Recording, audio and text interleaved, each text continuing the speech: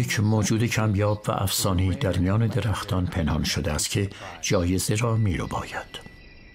قبیله‌های هاستک و مایاها آن را خدای هوا می‌نامیدند و بدون شک در نگاه نخست این پرنده که کتزال نام دارد فراطبیعی دیده می‌شود.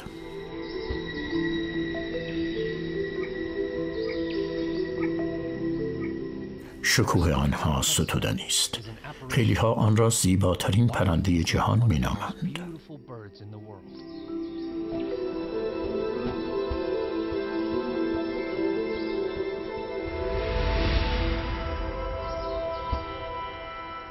دنباله بیش از 90 سانتی متری آن برای جلب توجه ماده هاست.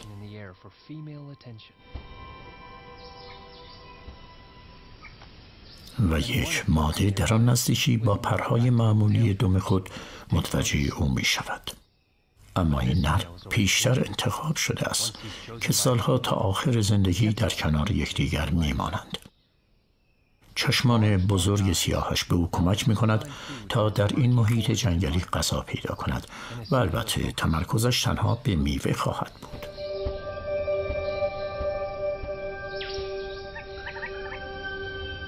غذای عمده آنها آگوآکاتیلو، یک آووکادوی کوچک وحشی است.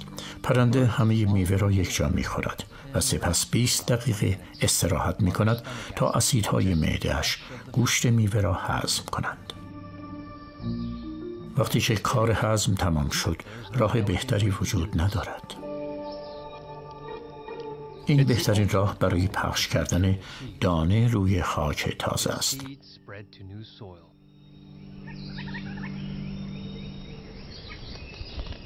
اما این پرنده میوه خوار عضو یک خانواده نیز هست. جوجه های گرسنه در خانه هستند. کسل‌ها در همه وظایف والدین سهیم می شوند.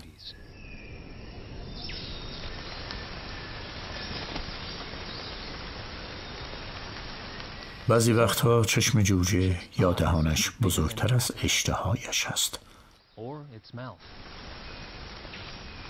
اما با کمی تلاش غذایش را دریافت می کند.